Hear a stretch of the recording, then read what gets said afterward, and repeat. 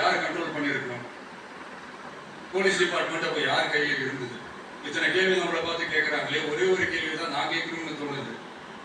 Police டிபார்ட்மெண்ட்டை கையில் வச்சுக்கிட்டே பிகினிங்லேயே இனிஷியல் ஸ்டேஜ்லேயே இந்த போதைப் பொருள் நடமாட்டத்தை ஏன் கண்ட்ரோல் பண்ண?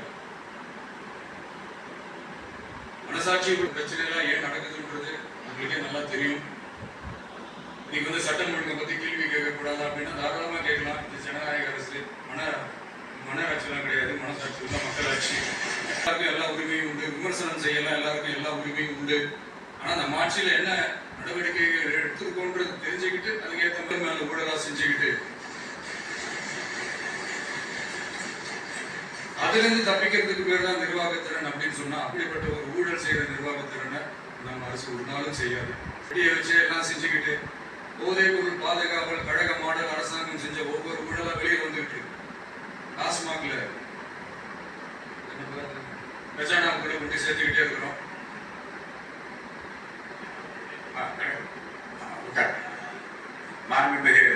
நம்ம ஆட்சி நடக்கலாம். மக்கள் தயவால இந்த ஆட்சி நடந்துட்டு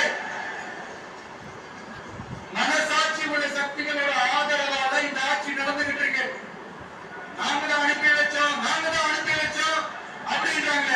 அனுப்பி வச்சவங்களுக்கு மினிஸ்ட்ரியில இடம் கொடுத்தா ஏன் கதறீங்க? ஏன் இவ்வளவு கோபம்?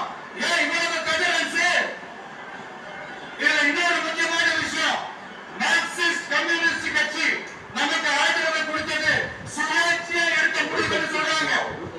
அதே மாதிரி இந்திய கம்யூனிஸ்ட் கட்சி நமக்கு ஆதரவு கொடுத்தது சுயேட்சையா எடுத்த முடிவுன்னு சொல்றாங்க. இதுல எங்க இருந்து நாங்க அனுப்பி வச்சோம்னா புரியல. மக்களுக்கு நல்லா புரியும், எல்லாத்தையும் தெளிவா பார்த்துக்கிட்டு இருக்காங்க. அரசு சமூக நீதி அரசுன்னு சொல்றவங்களை பார்த்து கேட்கிறேன், நம்ம பட்டியலின சகோதரர்களுக்கு எத்தனை அமைச்சர் பதவி கொடுத்தீங்கன்னு கொஞ்சம் சொல்ல முடியுமா? ஆனா நம்மளுடைய அரசுல 8 அமைச்சர் பதவிகள் யாருக்கு? நம்ம பட்டியலின சகோதரர்களுக்கு.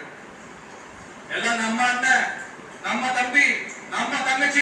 அண்ணன் அம்பேத்கர் அவர்களுடைய கிட்டத்தட்ட 100 ஆண்டு கால கனவு இப்ப நிறைவேறி இருக்கு. நான் ஏன் கொஞ்சம் சவுண்டா பேசுறேன் அப்படின்னா அவங்களுக்கு கேட்க மாட்டேங்குது.